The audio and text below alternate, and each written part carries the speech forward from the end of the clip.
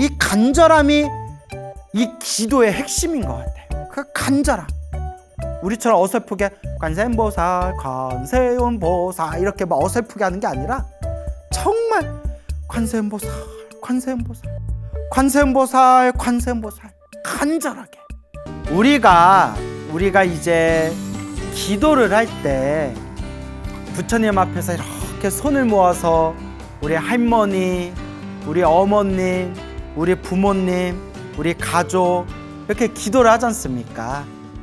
근데 부처님을 향해서 기도하는 그 마음이 참 거룩하고 참 아름다운 마음인데 대부분의 80~90%의 불자분들은 거의 대부분의 불자님들은 부처님께 기도할 때 거의 대부분이 나 아니면 딱 우리 가족들을 위해서만 기도하시는 분들이 아마 대부분일 확률이 큽니다.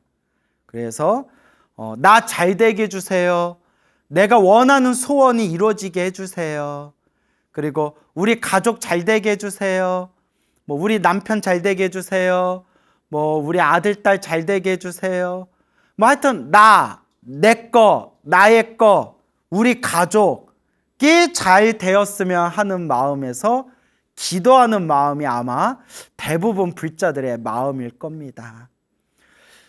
이런 걸 가리켜서 예전에는 기복불교, 기복신앙이라고 불렀어요. 그냥 나만의 어떤 복을 위해서, 딱 내 가족들만의 복을 위해서 뭐하게 해주세요, 뭐하게 해주세요, 저에게 내려주세요, 저에게 주세요라고 바라는 그런 불교는 기복불교다 해가지고 뭐 지금도 그렇고 예전에도 굉장히 신랄하게 그렇게 비판받던 시절이 있었지만 저도 처음에는 이 기복불교라는 게 굉장히 못쓸 불교다, 우리 불교에서 정말 참 못쓸 거다라고 생각을 했었는데 제가 점점 이렇게 나이가 들고 경전을 보고 책을 보고 실제로 이 현실 속의 불자님들과 만나서 상담도 하고 대화도 나눠봤더니 기복불교가 꼭 그렇게까지 나쁜 것은 아니다. 기복불교가 꼭 그렇게까지 나쁜 것은 아니다. 왜냐?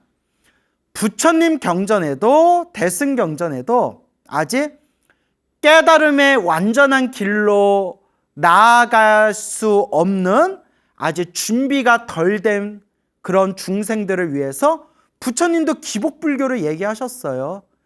뭐 관세음보살 보문품이나 뭐 지장경이나 약사경이나 약사열애경이나 그런 이제 수많은 어떤 경전들을 봐도 우리 불자들이, 우리 중생들이 현실적으로 피로로 하고 현실적으로 부딪히는 고통과 괴로움에서 벗어날 수 있는 현실적인 문제에 대해서 그대들여 기도하고 복을 지어라. 부처님이, 보살님들이 그대를 괴로움에서 구제해 주리라 라는 것을 이미 부처님도 대승경전에서 이런 기복불교의 그런 어떤 모습이 될 수 있는 것을 이미 설법을 다 해 놓으셨어요. 그러니까 이런 생각이 들어요. 부처님은 우리 중생들을 성불시키기 위해서, 깨달음을 얻게 하기 위해서 부처님이 세상에 출현하셨지만 중생마다 수준이 다 다르잖아요.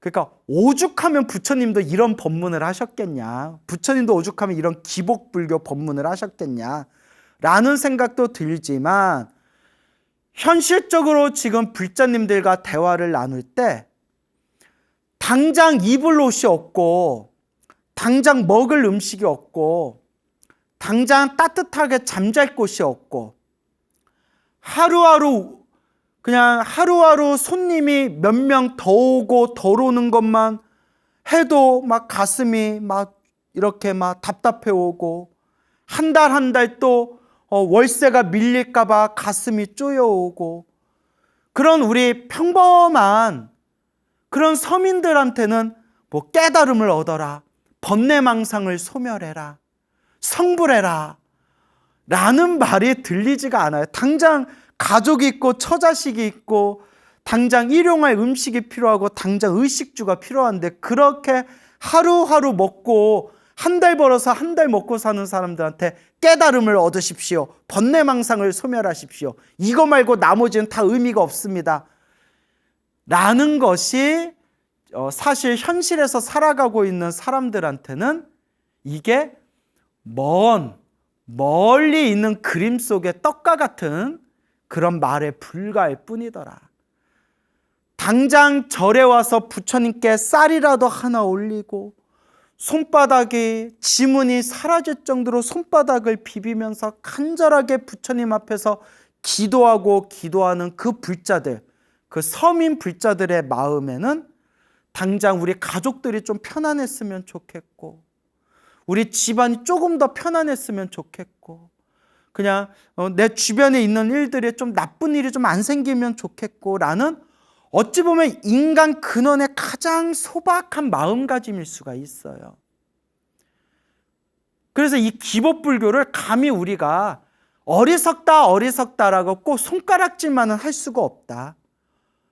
오히려 기법불교라는 이름으로 간절하게 부처님께 기도하는 우리 할머니, 어머니의 그 마음 안에, 그 손바닥 안에는 내 가족들, 우리 가족들이 편안하고 행복했으면 하는 남을 위한 마음, 내가 아닌 내 주변에 있는 사람들이 행복하고 편안했으며 하는 이타심의 마음의 뿌리가 될 수가 있는 겁니다.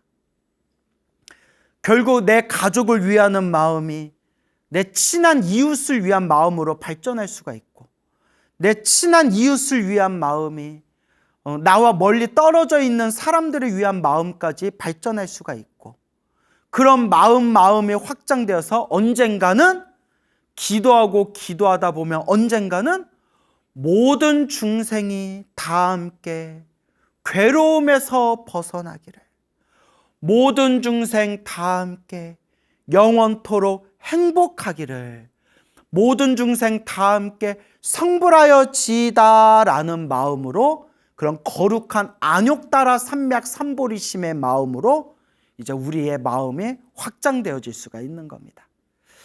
그리고 그 어느 티베트 불교 고승의 티베트 불교 큰 스님의 책을 읽다가 참 좋은 내용을 발견했어요. 티베트 불교 그 큰 스님의 이제 법문을 이렇게 보면서 그 티베트 불교 큰 스님이 이런 얘기를 하시더라고요. 우리는 기복불교를 꼭 나쁘게 보지 않는다. 왜냐? 불교는 지혜를 닦는 종교다. 깨달음을 구하는 종교, 지혜를 닦는 종교인데, 우리 대승불교에서는 깨달음과 지혜를 얻기 위해서, 부처님과 같은 완벽한 깨달음을 얻기 위해서는, 지혜를 닦기 위해서는 복이 있어야 된다. 그래서 복덕과 지혜를 함께 닦아라. 복해상수라고 하죠. 복덕과 지혜를 함께 닦아라. 복이 있어야 깨달음도 얻을 수가 있다. 왜냐? 수행에만 전념할 수 있는 복, 어느 정도 의식주가 해결될 수 있는 복, 좋은 스승을 만나는 복, 좋은 도반을 만나는 복, 좋은 도량을 만나는 복, 공부하면서 그런 나쁜 환경이나 나쁜 조건이나 나쁜 마장에 피해갈 수 있고 오직 공부에만 올바르게 전념할 수 있는 복. 그러니까 깨달음을 얻기 위해선 지혜를 닦아야 되고, 지혜를 닦기 위해서는 복이 있어야 된다.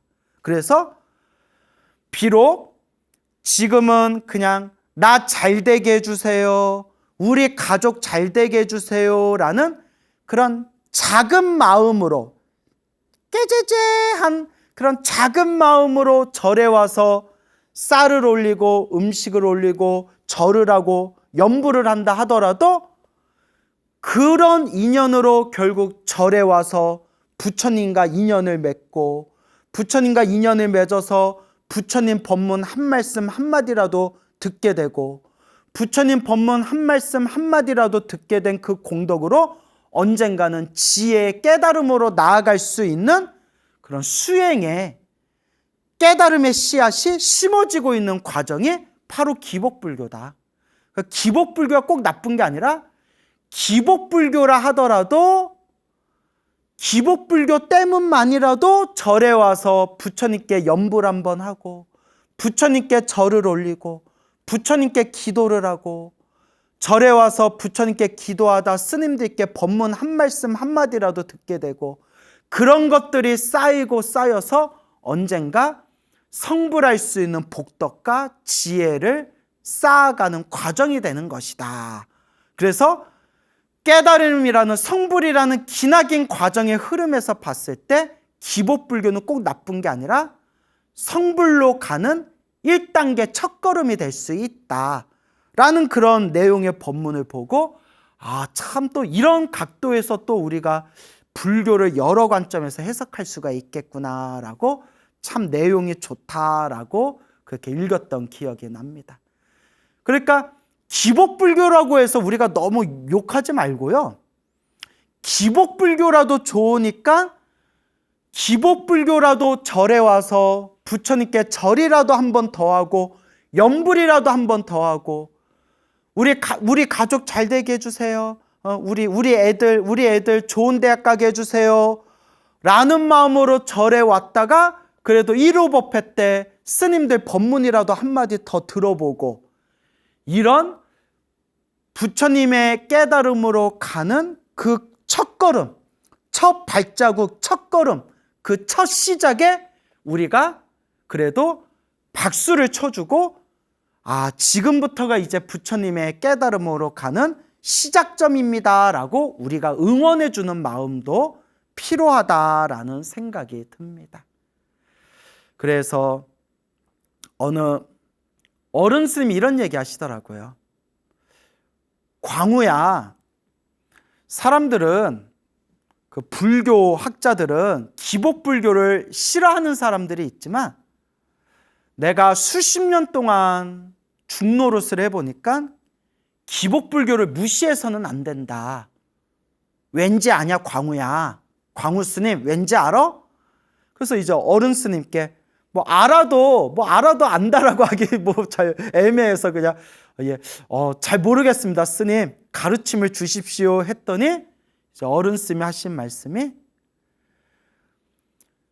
2600년 한국불교 1000년이 넘는 한국불교 조선시대 숭유 억불가 그 일제 식민지 시절과 한국전쟁 터지고 그 먹고 살기 힘들었던 그 시절에도 부처님 가르침과 부처님의 사찰과 부처님의 도량이 지탱할 수 있었던 게 바로 그래도 기복불교라는 그 소박한 그런 불심을 가진 그 불자님들의 정성이 있었기 때문에 기복불교라고 우리가 무시하지만 그 기복불교라도 우리 가족 잘 되게 해주세요라는 그 소박한 마음을 가진 그 불자님들이 계셨기 때문에 그래도 우리가 이렇게 도량이 버틸 수 있었고 불교가 버틸 수가 있었던 거다. 그들의 그 소박하고도 가족을 향한 그 거룩한 마음을 우리가 기복불교라는 이름으로 너무 무시해서는 안 된다. 이런 말씀을 해주셔서 참 그 말씀도 일리가 있다라는 생각이 들었습니다. 그렇다고 제가 기복불교가 좋다 또 이런 건 아니에요, 여러분.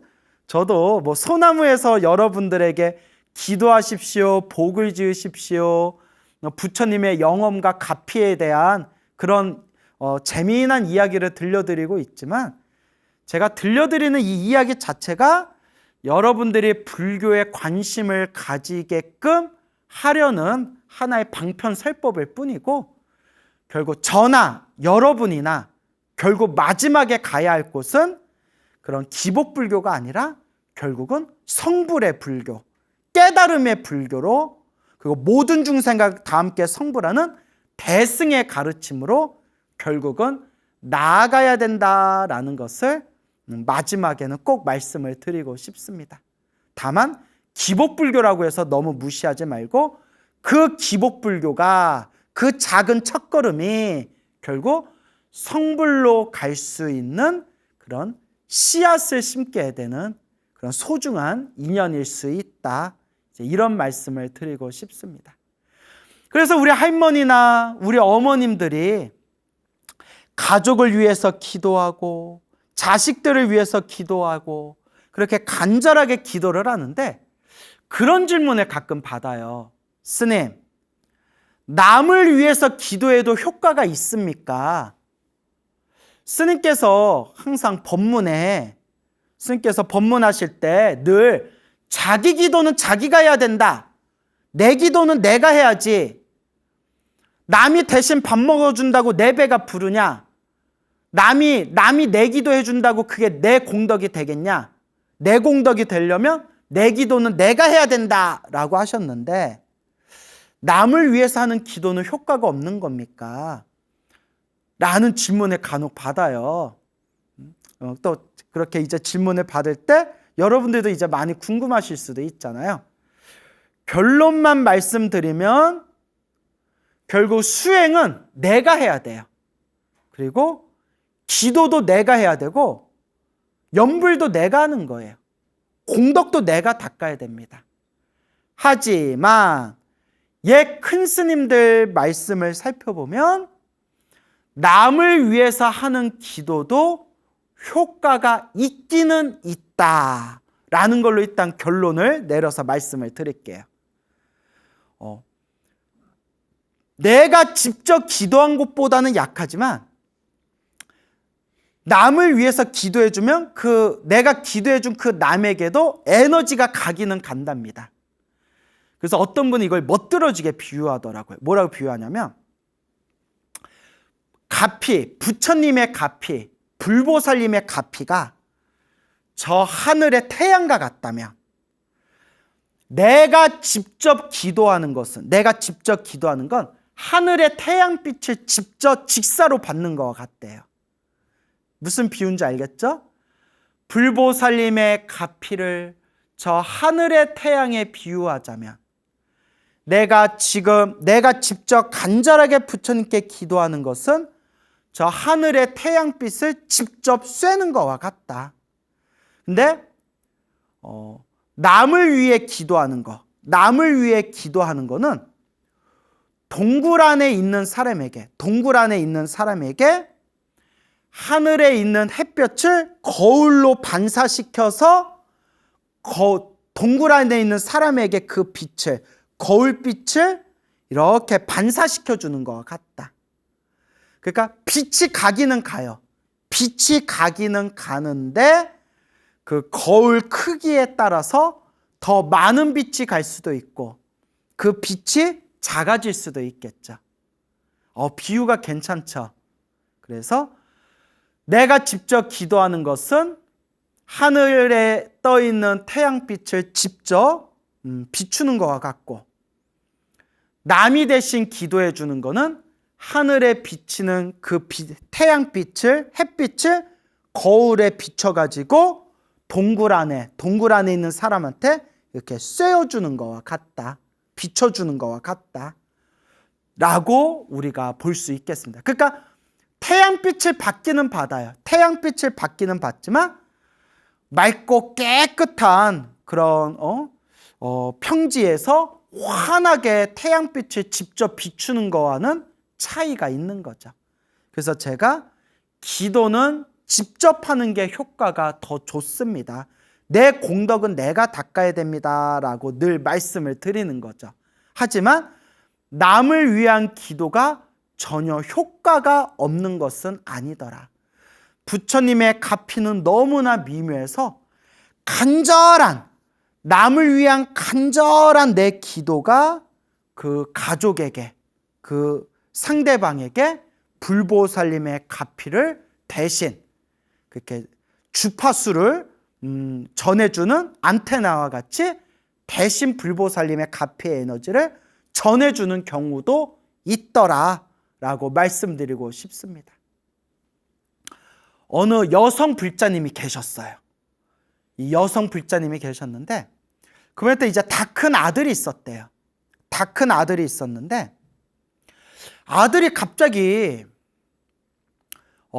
정확히 원인을 알 수 없는 병에 걸렸는데 그냥 온몸이 그냥 다 아프고 욱신거리고 몸엔 힘이 하나도 없고 밥을 먹어도 소화도 제대로 못 시키고 결국 일상생활이 힘들 정도로 건강이 악화가 됐대요.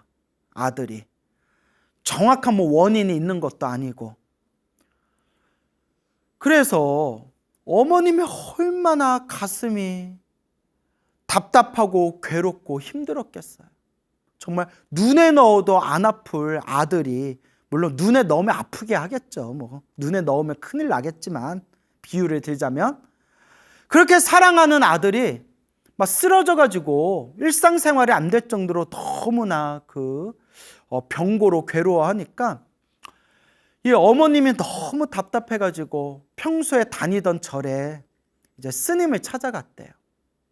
스님한테 자초지종을 이야기하니까 스님이 다 들으시더니 아무래도 과거 전생에 무거운 업보가 있는 것 같습니다. 병원에서도 정확하게 지금 원인을 알 수 있고 치료가 안 되는 거 보니까 이 정도면 과거 전생에 아주 무거운 업보가 있는 것 같습니다. 스님, 어떻게 해야 되겠습니까? 간절하게 염불하십시오. 간절하게 염불하십시오. 보살님, 지금 어설프게 기도해서는 안 될 것 같습니다. 아침에 눈 뜨면 저녁에 잠들 때까지 최대한 관세음보살을 놓치지 말고 아들을 위해서 간절하게 관세음보살을 염불하십시오. 간절하게 관세음보살을 염불하십시오. 그러니까 이 어머님이, 이 보살님이 그 아들을 향한 마음으로 아침에 눈 뜨면 저녁에 잠들 때까지 오직 관세음보살을 염불했대요. 버스에서도 마음속으로 관세음보살, 관세음보살. 전철에서도 관세음보살, 관세음보살. 걸어다니면서도 관세음보살, 관세음보살.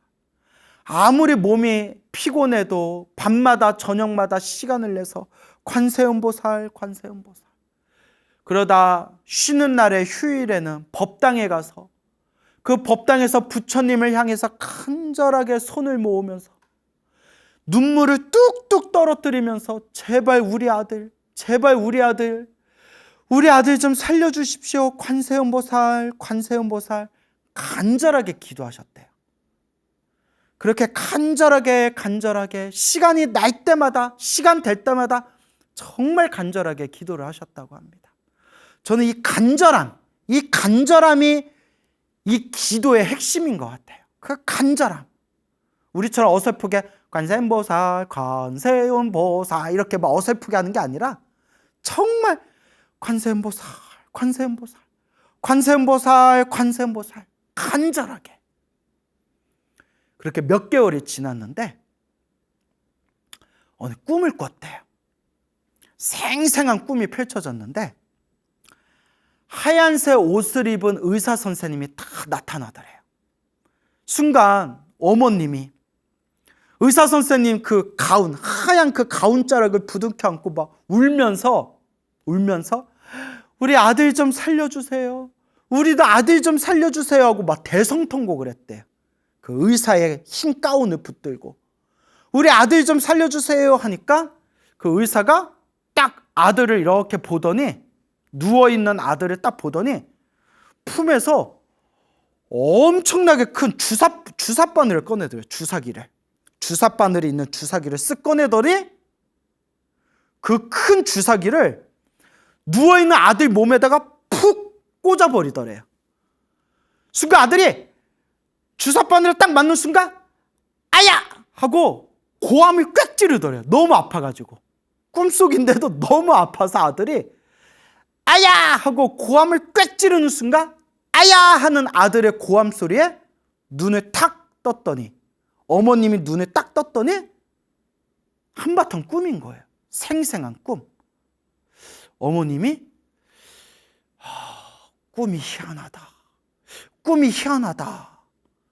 아니나 다를까 그 꿈을 꾼 뒤에 하얀 가운을 입은 의사 선생님이 누워있는 아들 몸에 그 큰 주사기를 딱 박아놓는 그 꿈을 꾸고 난 뒤에 병원에서도 깜짝 놀랄 정도로 아들이 급속도로 몸이 회복돼가지고 결국에는 그렇게 건강을 회복했다라는 정말 믿거나 말거나 정말 그런 신비로운 그런 이야기가 있습니다.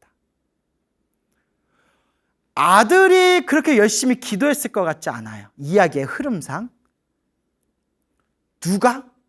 어머니가 그 아들을 가슴에 품고 하염없이 눈물을 흘리면서 그 아들 하나만을 바라보면서 그냥 자나깨나 관세음보살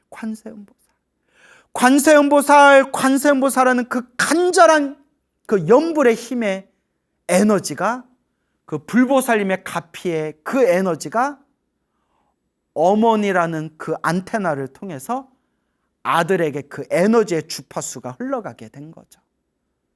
정말 여자는 약하지만 어머니는 강하다라는 그 유명한 말도 있지 않습니까? 참 어머니란 존재는 위대한 것 같습니다. 오래전에 몇 년 전에 또 제가 소나무에서 또 이야기했던 내용 같은데요.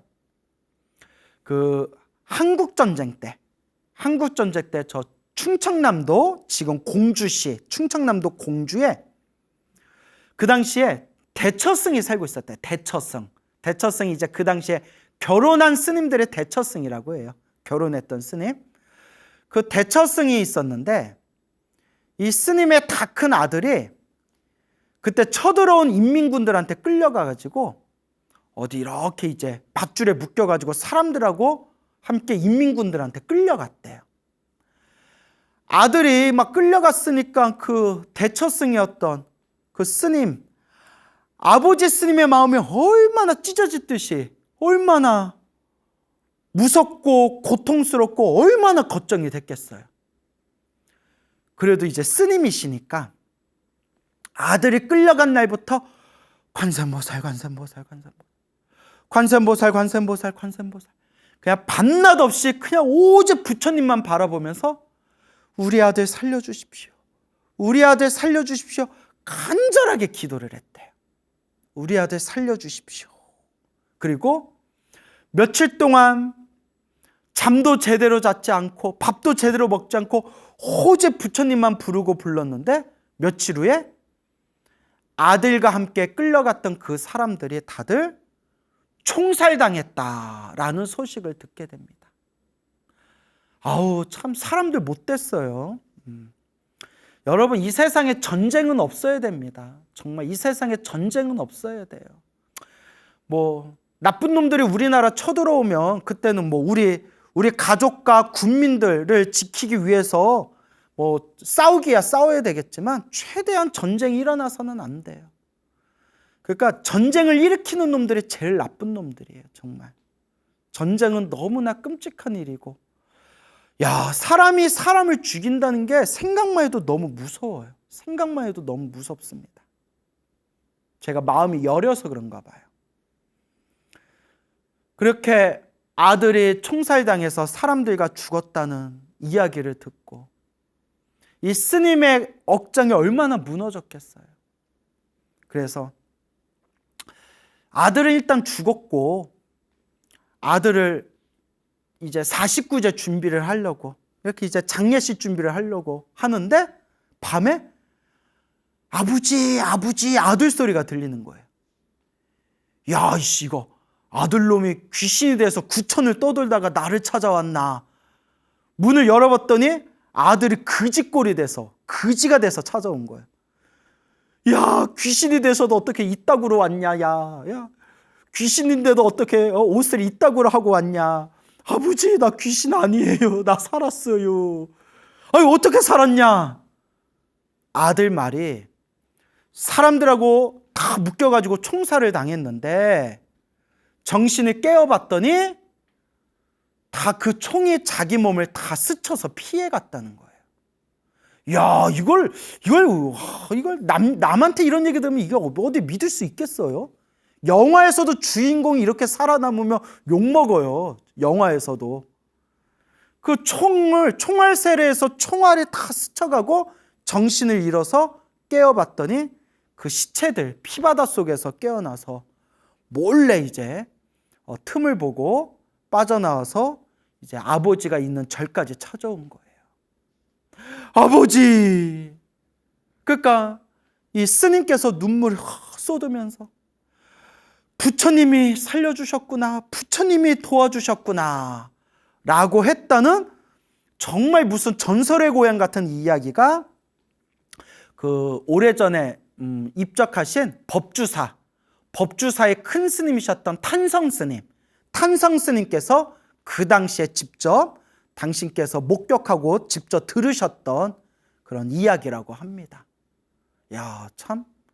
근데 이런 이야기가 참 많아요. 소나무에서 여러 번 소개를 해드렸지만.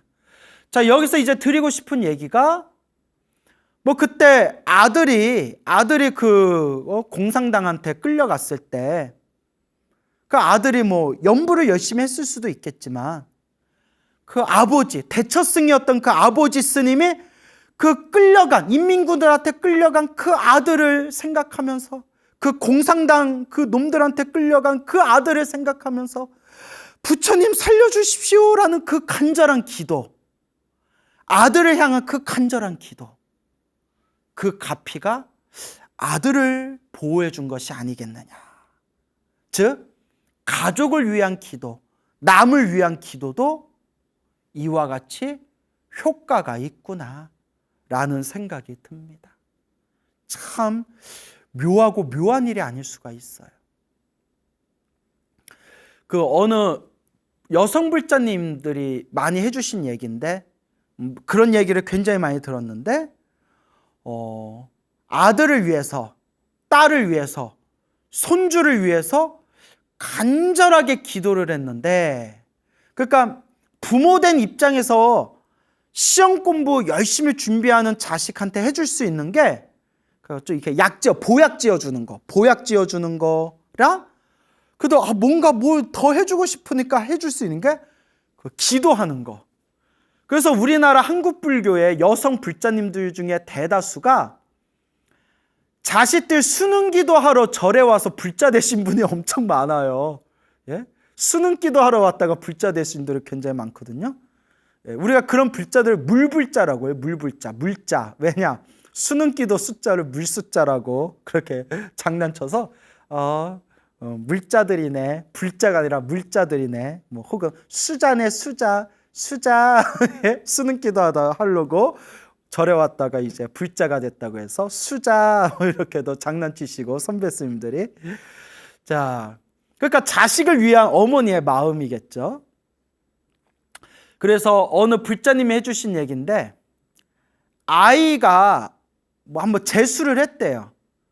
그래서 아이를 위해서 열심히 정말 해줄 게 기도밖에 없더래요. 아이를 위해서 열심히 기도를 했대요. 정말 열심히 기도를 했는데 하루 종일 기도를 했대, 아이를 위해서. 그다가 이렇게 꿈을 꿨는데 어떤 스님이 딱 나타나더니 도장을 하나 딱 찍어주더래요. 그 합격증 있죠. 합격증 도장을 하나 종이에다 땅 하고 합격증 도장을 찍어주더니 그 합격증 증서를 자기한테 딱 주길래 그 합격증이 찍힌 그 합격 도장이 찍힌 증서를 손으로 딱 받자마자 잠에서 딱 깼대요. 순간 이야, 아무리 봐도 이거 범상치 않다. 이번에 우리 아들 잘 될 것 같다 했는데 아니나 다를까 아이가 그때 시험을 아주 잘 봐서 또 원하는 대학에 정말 아주 잘 들어갔다라는 얘기도 제가 또 직접 들은 바가 있습니다.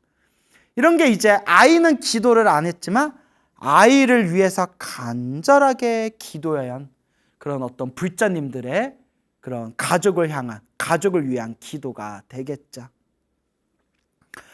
어느 연불수행을 많이 하신 노거사님이 계셨어요. 연불수행을 아주 많이 하는 노거사님이 계셨는데 이 거사님이 이제 손주가 있었어요. 손자가 있었는데 무슨 갑자기 그 어린 나이에 무슨 이상한 희귀 질환이 생겨가지고 눈에 실명 위기가 왔대요. 눈에 실명 위기가 왔는데 병원에서도 그게 희귀 질환이기 때문에 뭐 이렇게 손 쓸 여력이 별로 없었대요. 일단 지켜보자, 노력은 열심히 하겠다.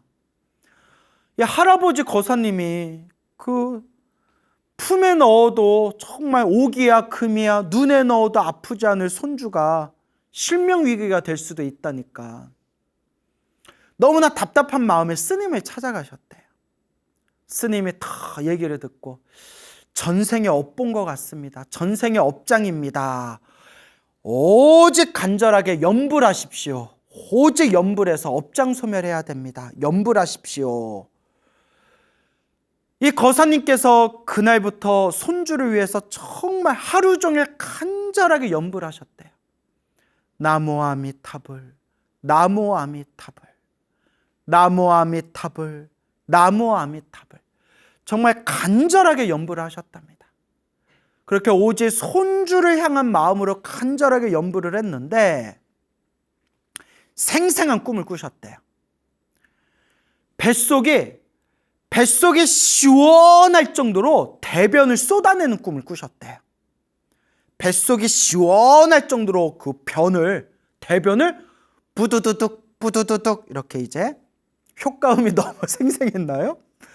부두두둑 뱃속이 시원할 정도로 변을 다 쏟아내는 꿈을 꾸고 상쾌할 정도로 뱃속이 상쾌할 정도로 대변을 다 쏟아내는 꿈을 꾸고 잠에서 깬 뒤에 스님께 여쭤봤대요. 그러니까 스님께서 업장이 소멸하는 길몽입니다. 아주 좋은 소식이 있을 겁니다. 아주 좋은 일이 있을 겁니다. 라고 하시더래요. 실제로 우리 부처님 경전이나 큰 스님들 법문이나 밀교 경전 같은 데 보면 몸에서 더러운 게 빠져나가는 꿈, 우리 소나무 팬분들이 엄청 많이 경험하셨어요. 우리 소나무 팬분들이 처음에 소나무 볼 때는 나도 언제쯤 저런 경험을 해볼까 하시다가 열심히 기도하셔가지고 저한테 막 연락이 와서 스님, 소나무에서 봤던 그 이야기들을 제가 다 체험했습니다 라는 그런 놀라운 말씀을 해주신 불자님들이 굉장히 많습니다.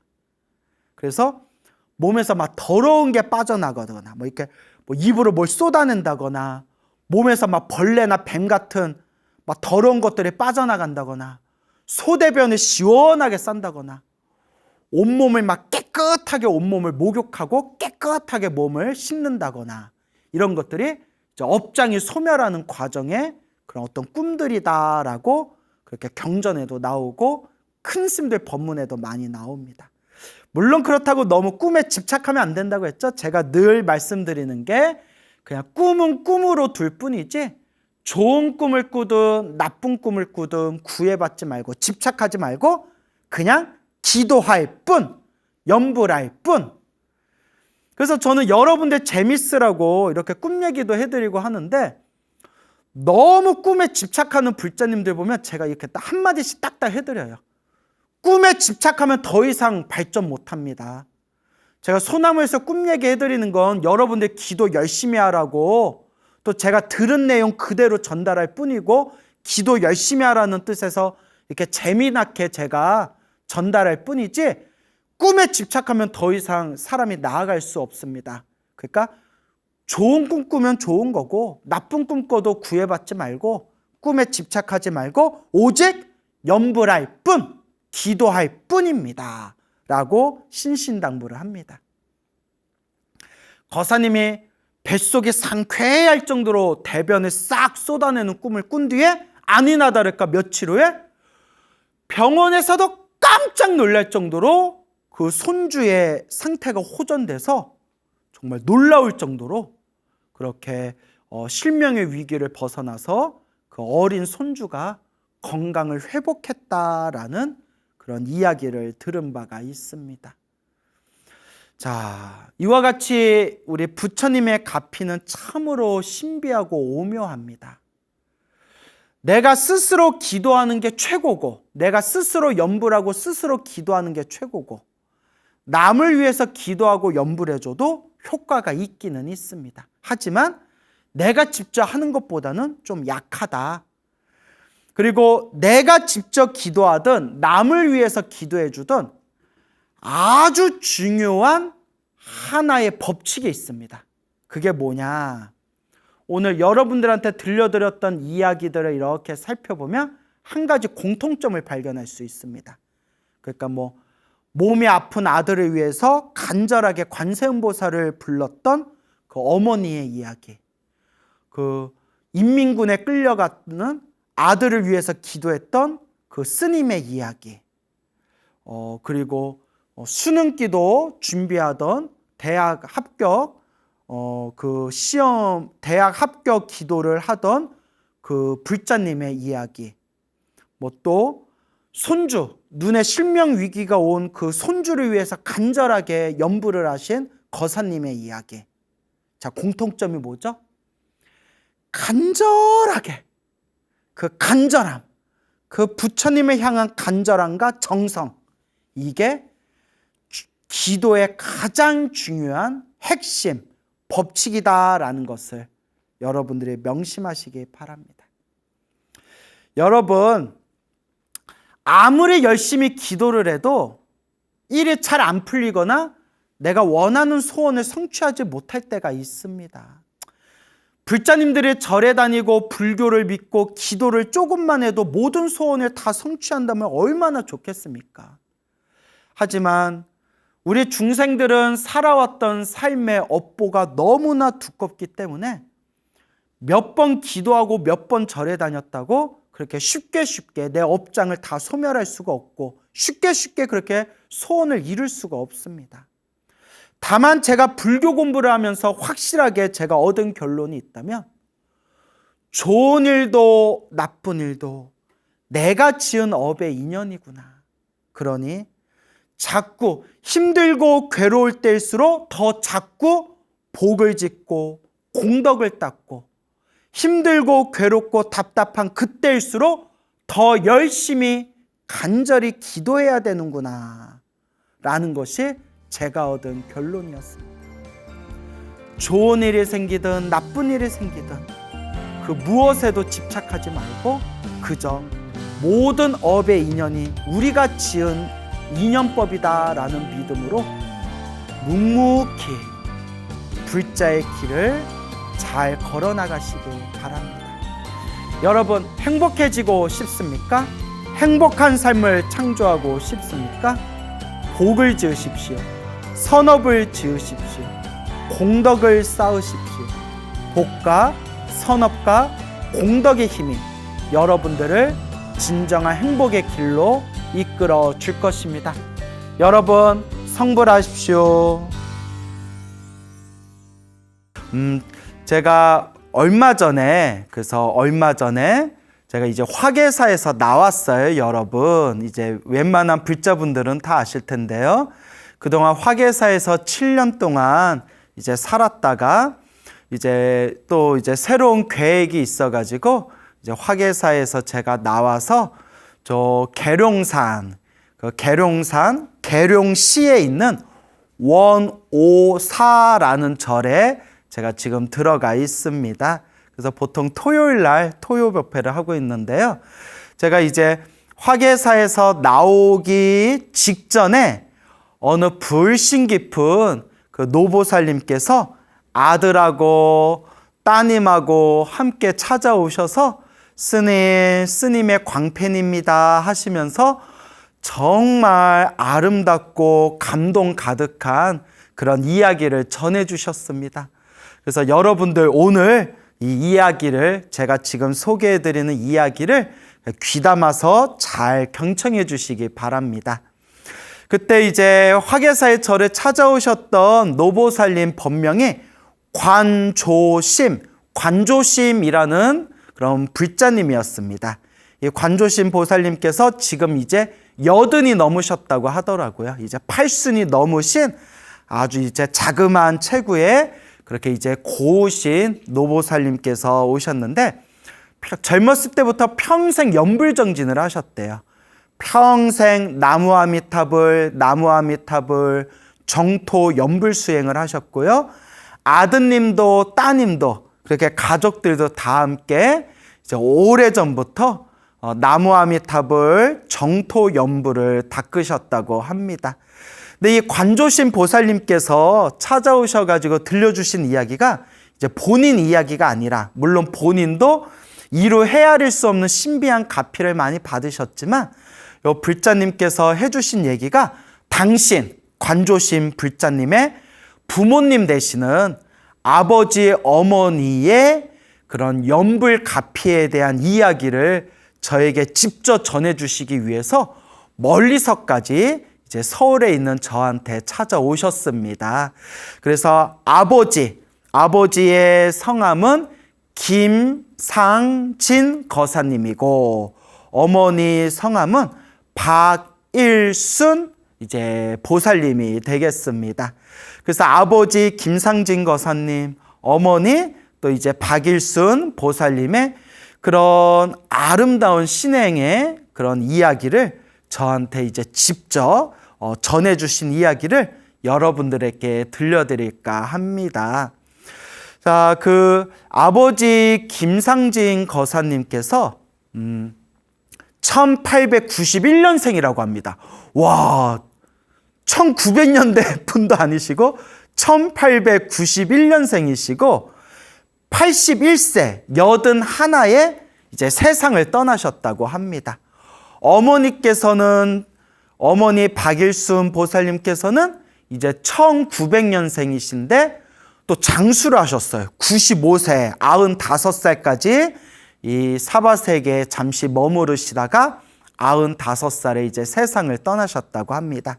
이제 따님이신 관조신 불자님께서, 관조신 보살님께서 저에게 전해주신 아버지 김상진 거사님과 어머니 박일순 보살님의 그런 감동이 가득한 신행생활 이야기 여러분들께 소개할까 합니다.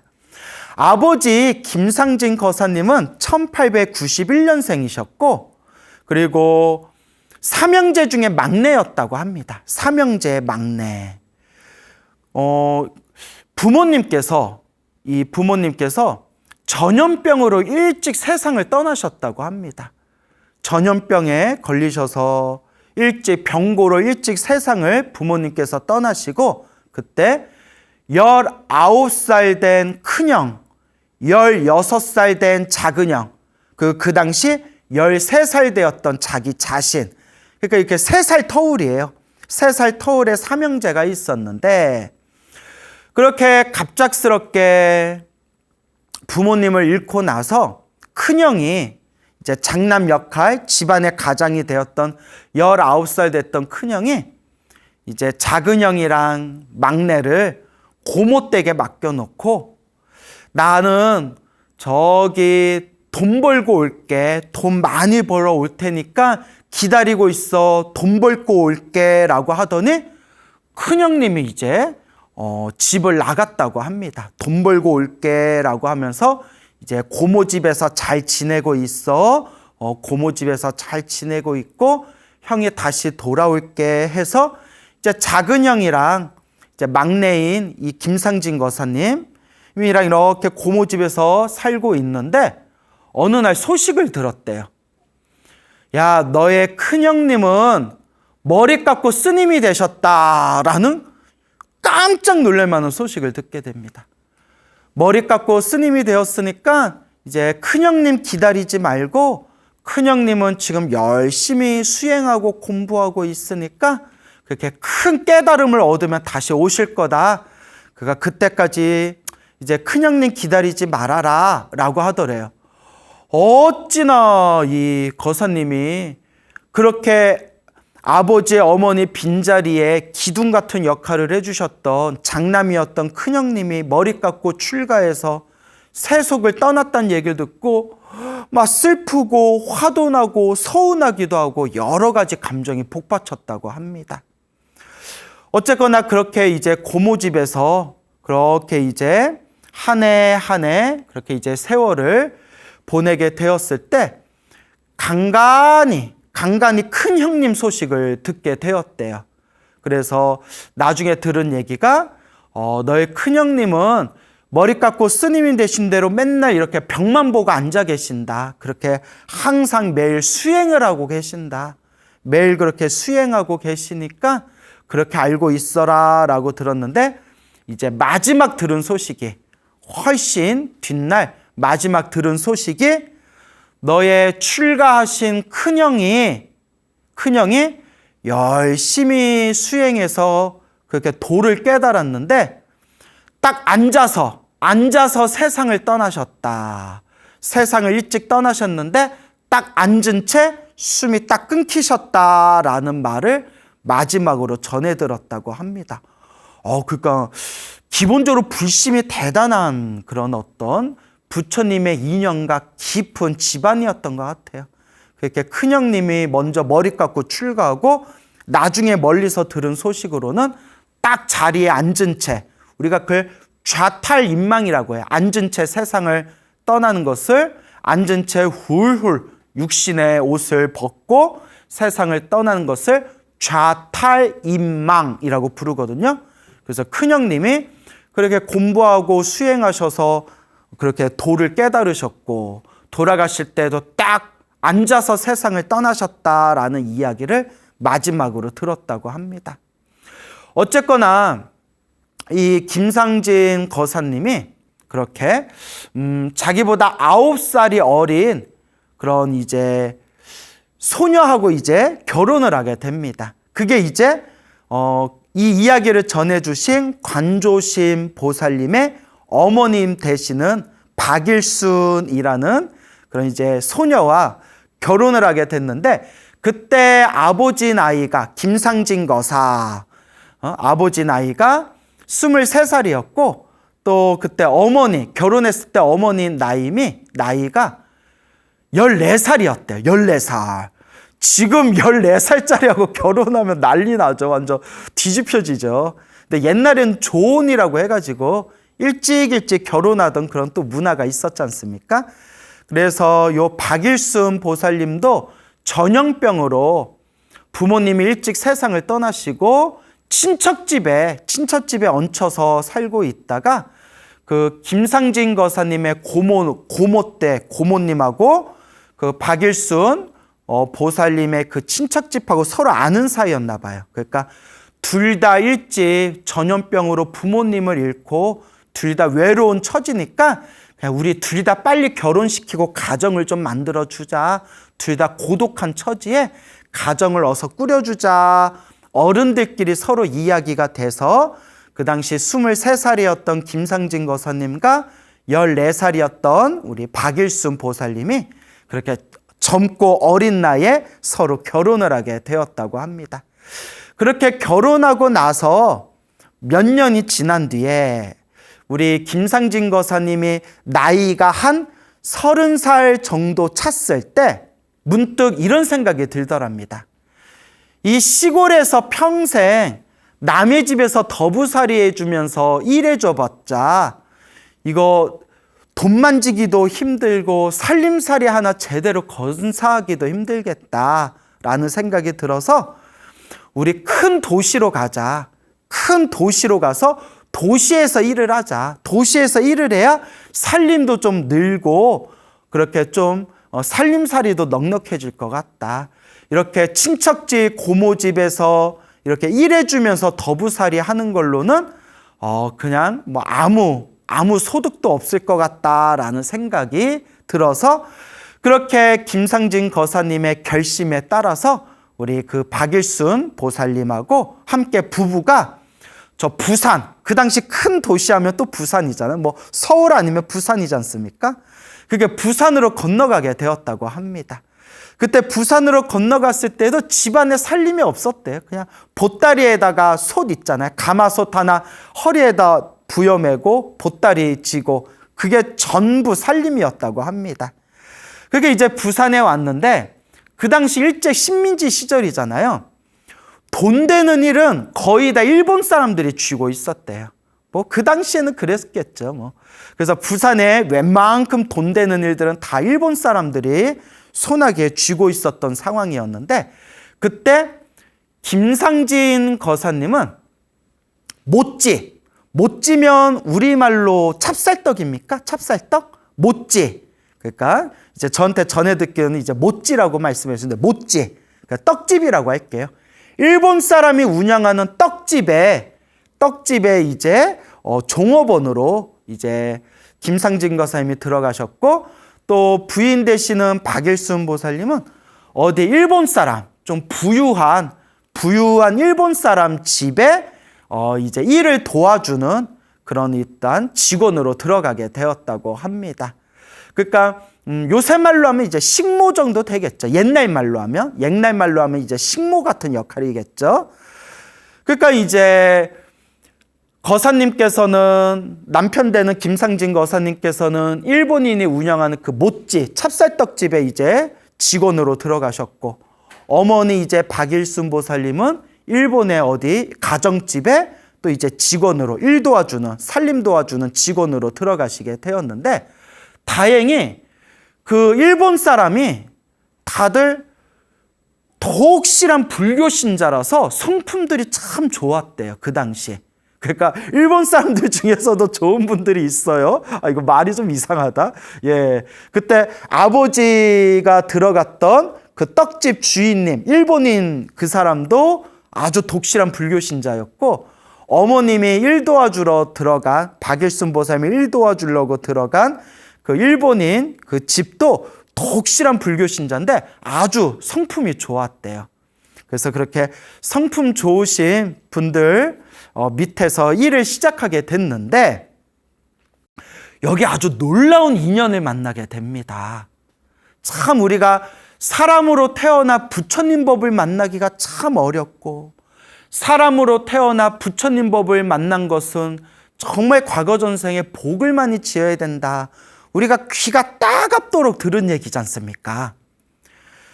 그 김상진 거사님이 일하고 있는 그 찹쌀떡집에 일본인 그 주인이 혹실한 불교 신자인데 부처님 경전을 하나 주더래요. 부처님 경전을 주면서 이걸 매일매일 읽어라. 이 경전을 매일매일 독송해라.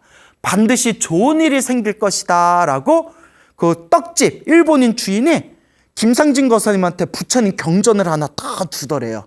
매일매일 읽으시오. 좋은 일이 생길 거요. 그 경전이 정토삼부경이었대요. 정토삼부경.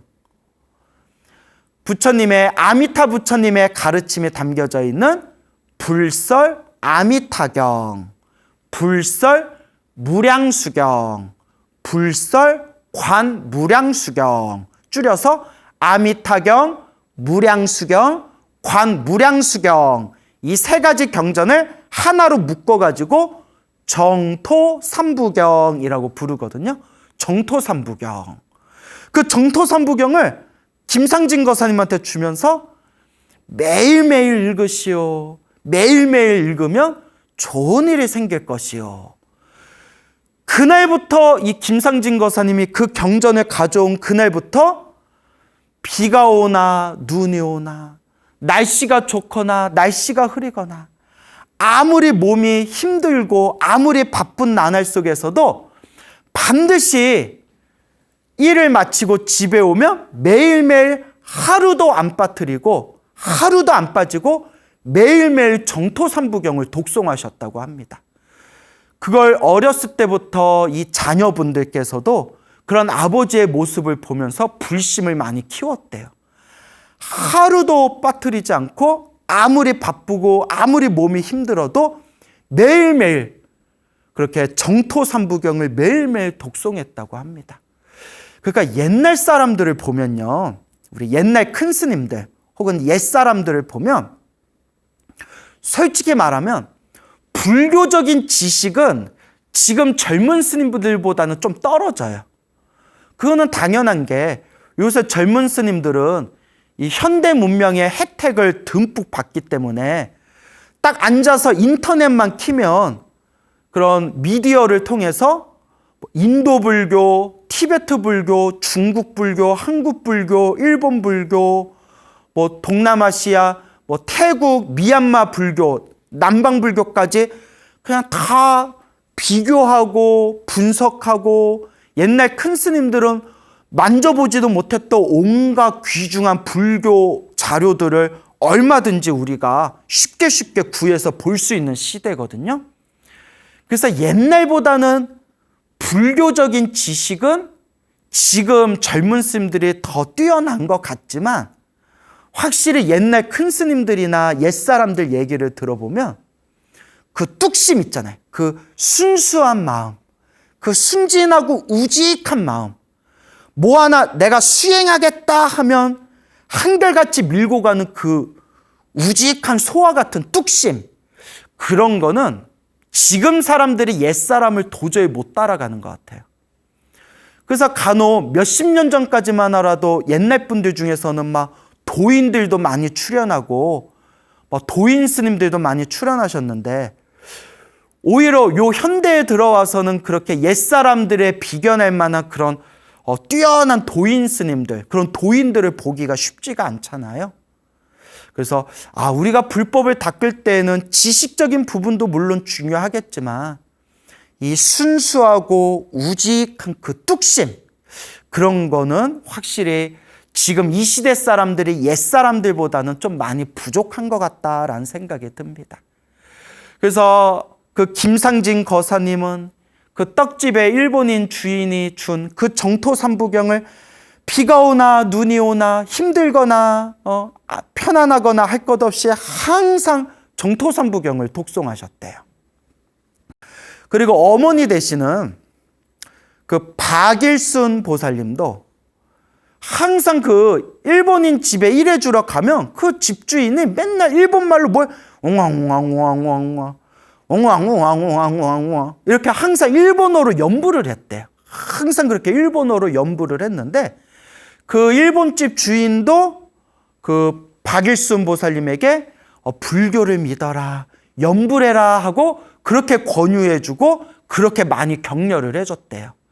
그 인연으로 이 박일순 보살님께서도 매일매일 나무아미탑을 관세음보살, 나무아미탑을 관세음보살, 나무아미탑을 관세음보살을 평생 연부를 하셨대요. 그래서 김상진 거사님은 매일매일 정토삼부경을 독송하셨고, 박일순 보살님은 매일매일 나무아미탑을 관세음보살을 평생 그렇게 연부를 하셨다고 합니다. 그거 어쩜 그렇게 부부가 어떻게 맷돌이 서로 딱 맞아떨어지는 것처럼 그렇게 불심이 있고 불연이 있는, 부처님과 인연이 있는 그렇게 남녀가 그렇게 딱 서로 만났는지, 참으로 이 인연법이 묘하고 묘한 일입니다. 그렇게 이제 부산 대도시에서 일을 시작하면서 이제 먹고 사는 문제는 어느 정도 해결이 되었고, 그리고 그 사이에 아들 2, 딸 6, 그래서 8남매를 낳았대요. 8남매, 아들 2과 딸 6, 8남매를 낳았는데, 1945년 이제 드디어 이제 해방이 되게 됩니다. 그렇게 이제 해방이 되게 되었는데, 해방이 되어서 우리나라가 이제 독립하게 되었을 때 그 일본인 그 주인이 우리는 이제 일본으로 돌아가야 된다. 이제 더 이상 한국에 우리가 살 수 없을 것 같다. 그러니 우리가 살던 집을 당신들에게 주겠다. 김상진 거사님, 박일순 보살님한테 이 집을 줄 테니까 당신들이 와서 살아라 라고 얘기하셨대요.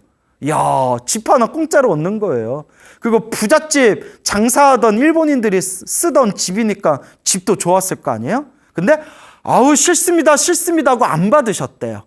왜 안 받으셨냐면 원래 욕심도 없으셨지만, 너무나 순박하신 분들이라 욕심도 없었지만, 그 당시 어떤 소문이 들었냐면 일본인이 살던 집에 들어가서 살면 징역에 처한다라는 말도 안 되는 이상한 소문이 돌고 있어가지고 그 집을 안 받았대요.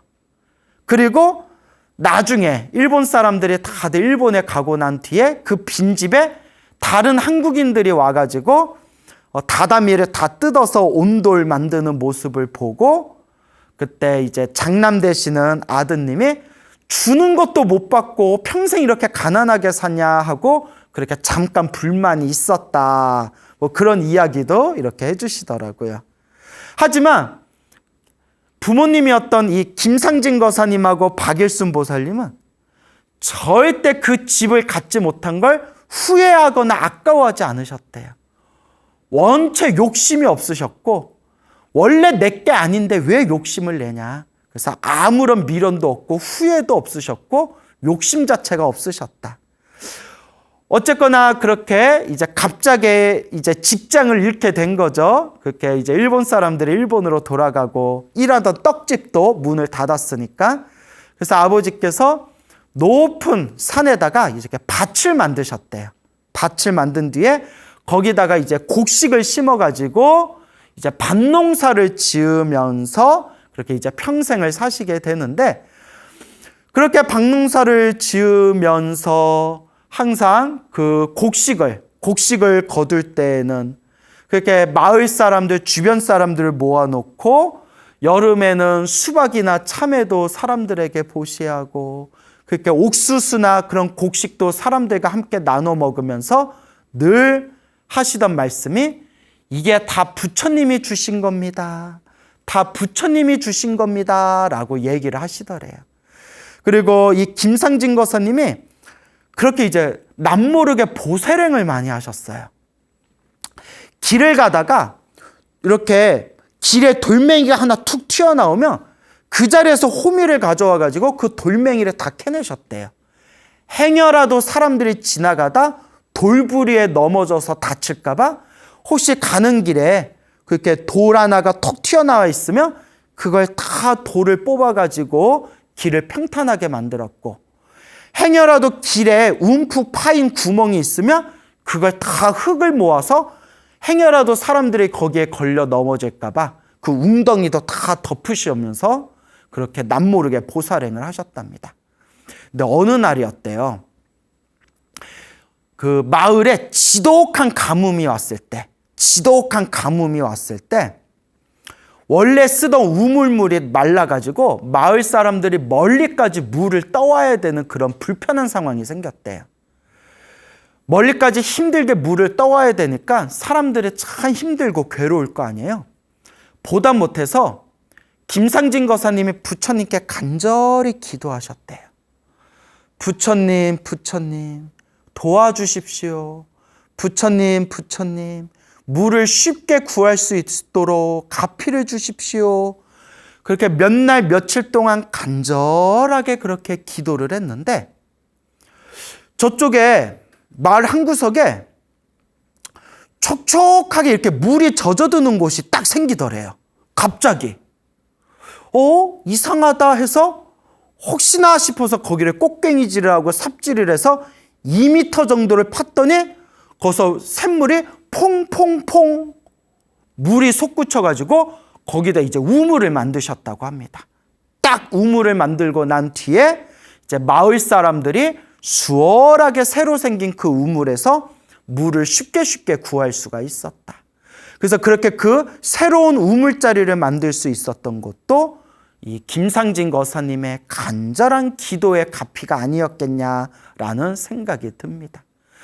그리고 그 부인 되시는 그 박일순 보살님도 그렇게 불심이 깊었대요. 그래서 그렇게 불심을 가지고 여러 가지 보시공덕과 보살행을 펼치신 그 모습을 이루다 말할 수 없을 정도로 여러 가지 에피소드가 있는데, 시간 관계상 몇 가지만 말씀드리자면, 항상 새벽 3시면 우물가에 가서 우물에서 그 사람들 손이 닿기 전에 가장 첫 우물물을 떠가지고 집에 모셔놓은 불상에다가 이렇게 물을 올려놓고 매일매일 새벽 기도를 하고 항상 나무 아미타불 연부를 하셨는데, 언젠가부터 그 시커먼 어두운 날에 새벽 3시에 일어나셔가지고 옷 매무새를 잘 이제 다듬고 저기 한참을 걸어서 이제 우물물에 가가지고 물을 떠오려고 할 때 정체를 알 수 없는, 한 번도 제대로 본 적이 없었대요. 왜 시커먼 고양이 같은 시커먼 짐승이 눈에서 빛을 뿜어내가지고 우물에서 물 떠는 걸 환하게 비춰주더래요. 그래서 무슨 짐승인가 하고 보려고 해도 너무나 밝아가지고, 우리가 이렇게 차가 올 때 어두운 시커먼 날에 차에서 헤드라이트 켜지면 그 불빛만 보이고 차는 잘 안 보이잖아요. 그래서 뭐 고양이 같은 시커먼 짐승인데 눈에서 빛이 너무 뿜어져 나와가지고 그 짐승을 모습을 한 번도 제대로 보질 못하셨대요. 그런데 하나도 무서운 생각이 안 들더래요. 그렇게 이제 우물물에서 그 부처님께 올릴 닭인물을 뜬 뒤에 집까지 걸어갈 때 뒤에서 살금살금 그 짐승이 뒤에서 살금살금 걸어오면서 눈에서 안광이 환하게 나와서 어머님이 집에 갈 때까지 뒤에서 불빛이 환하게 비춰졌대요. 야, 이거 무슨 전설의 고향도 아니고. 그러니까 여러분, 우리가 옛날 옛적에라는 그런 책 같은 데 보면 막 도인이 막 호랑이 타고 다니고 뭐 어두운 날에 막 이렇게 호랑이가 눈에서 불빛을 뿜어내서 길을 환하게 밝혀줬다. 뭐 이런 옛날 옛적의 삼국유사 같은 이야기 있지 않습니까? 그 어머님께서 하시는 말씀이 내가 그 짐승을 한 번도 제대로 보지는 못했는데 그 고양이 같은 시커먼 짐승이 눈에서 불빛을 환하게 비춰주면서 내가 집에 갈 때까지 뒤에서 환하게 비춰주고는 했었다. 라는 말씀을 그렇게 평소에 자녀들에게 많이 말씀을 하셨다고 합니다. 그리고 어머니께서 학교 교육도 제대로 못 받으시고 배운 것도 없으셨지만 좀 지혜가 있으셨나 봐요. 그래서 누구 집에 전염병에 걸렸다라든가 누가 몸이 아프다라고 하면 어머니께서 그렇게 간병을 해주고 죽을 써주면 사람들이 금방금방 건강을 되찾았다고 합니다. 심지어는 집안에 애가 너무 아파가지고 약도 잘 들지 않을 때 이 박일순 보살님을 찾아오면 박일순 보살님이 이렇게 나무아미타불 관세음보살 연불해주면서 아이를 간병해주며 아이들 아픈 게 금세 낫고는 해가지고 그 아버지 김상진 거사님, 어머니 박일순 보살님의 그런 정말 보살행의 모습, 그런 순진하고 순박하고 욕심 없이 사람들에게 그런 베푸는 그런 선한 모습을 보면서 마을 사람들이 한결같이 무슨 말씀을 했냐면 저 부부는 저 김상진이라는 남편과 저 박일순이라는 저 아내, 저 부부는 똥만 빼고 다 부처다 이렇게 얘기했대요. 너무나 그 살아가는 모습이 아름다워서 저 부부는 똥만 빼면 그냥 부처다. 저분들은 생불이다라는 소리까지 들을 정도로 주변 사람들의 수많은 사람들의 존경을 받으셨다고 합니다. 정말 대단하죠. 자, 어쨌거나 이제 뭐 여기에 이제 제가 들은 이야기들이 많은데 이제 시간 관계상 이제 정말 여러분들에게 중요한 하이라이트를 이제 전해드려야 됩니다. 사실 가장 놀랍고 감동이 가득한 이야기가 이제 뒷부분에 나옵니다. 아버지 김상진 거사님이 평생을 나무아미타불 정토삼부경을 독송하셨는데 81세 81에 이제 세상을 떠나셨어요. 그런데 아버지께서 평생을 건강하게 살아오셨는데 돌아가시기 1년 전에 가족들한테 이렇게 이야기하시더래요. 내가 1년 후에 떠난다. 내가 1년 후 10월 달에 내가 세상을 떠난다 라는 얘기를 자꾸 하시더래요. 그 가족들이 아니 건강하신 분이 이런 얘기를 왜 하시지? 아유 아버지 그런 얘기 하지 마세요. 아이고 아버님 왜 지금 건강하시고 더 오래 사실 텐데 그런 얘기를 왜 하세요? 그렇게 이제 별로 대수롭지 않게 여겼대. 그냥 노인들이 나이 들면 내가 빨리 떠나야지 이제 그런 투정으로 생각하고 별로 마음에 들지 않았는데 돌아가시기 일주일 전에 우리 8남매 마지막으로 다 모여서 잔치 한번 하고 싶다라고 얘기를 하시더래요. 그래서 돌아가시기 일주일 전에 8남매들이 다 모여가지고 그게 이제 잔치를 벌였대요. 아버지 손도 잡고 이렇게 춤도 추고 재롱도 부리고 박수치고 노래도 부르는데 아버지께서 그렇게 환하게 미소를 지으면서 아이고 좋다, 아이고 좋구나 하고 그렇게 이제 잔치를 잘 끝냈대요. 그리고 돌아가시기 4일 전에 부인 되시는 박일순 보살님한테 여보, 내가 이제 3, 4일 후에 세상을 떠날 것이요. 내가 세상을 떠나면 사람들이 많이 찾아올 테니까 그 쌀도 좀 미리 준비하고 김치랑 그 나물이랑 반찬거리도 좀 미리 준비하고 사람들 많이 올 테니까 그릇도 좀 많이 준비하시오. 순간 부인 되시는 박일순 보살님이 그 말이 심상치가 않더래요. 평생 나무아미타불 관세음보살을 연불해 하셨던 박일순 보살님이 무언가 올 게 왔나 보구나라는 생각이 들더래요. 그리고 그렇게 말씀하시고 3, 4일이 지난 뒤에 음력 10월 4일 날이었대요. 음력 10월 4일 날 아침에 박일순 보살님이 이렇게 부엌에서 이렇게 이제 일하고 계시는데 그때 81살이 되신 우리 김상진 거사님께서 방에 이렇게 있다가 부인을 부르시더래요. 박일순 보살님 부인을 부르면서 할멈, 여보 할멈 하고 부르시더래요. 예, 영감 필요한 게 있어요? 했더니 손님이 오셨어. 상 좀 차려줘 이러더래요. 방에서. 아니 방에 아무도 없는데 손님이 오셨어. 상 좀 차려줘. 할아버지가 그러더래요. 김상진 거사님이. 손님이요? 누가 오셨는데요? 했더니 부처님이 오셨어. 이거 제가 그 따님이신 관조신 보살님께 직접 들은 얘기입니다. 부처님이 오셨어. 상 좀 차려줘 라고 하시더래요. 깜짝 놀라가지고 평생 나무아미타불 관세음보살을 연불하셨던 이 박일순 보살님도 뭔가 올 때가 왔나 보구나. 부처님이 오셨어. 지금 방 안에 부처님이 오셨어. 상 좀 차려줘. 예.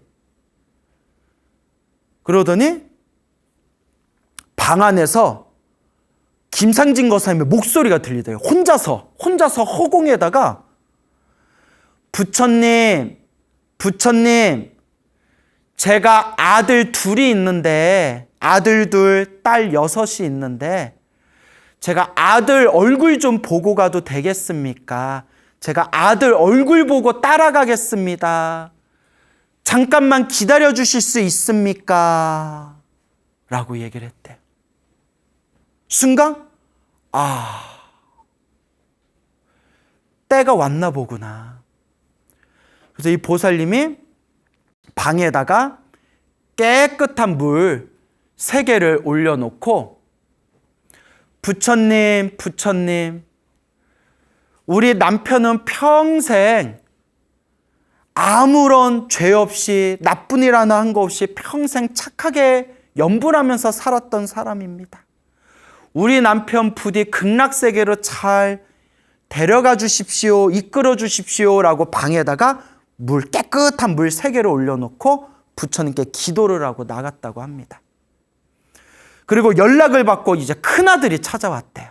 큰아들이 찾아와서 누워있는 아버지 옆에 딱 앉으니까 김상진 거사님이 아들의 손을 탁 붙들고 아들아, 나는 이제 극락에 간다. 나는 이제 극락에 가니까 그래 우리 가족들 서로 화합하고 서로 잘 그렇게 살아야 된다 하더니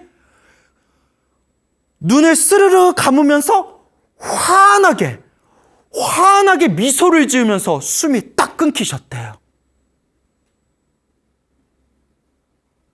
환하게 미소를 지으면서.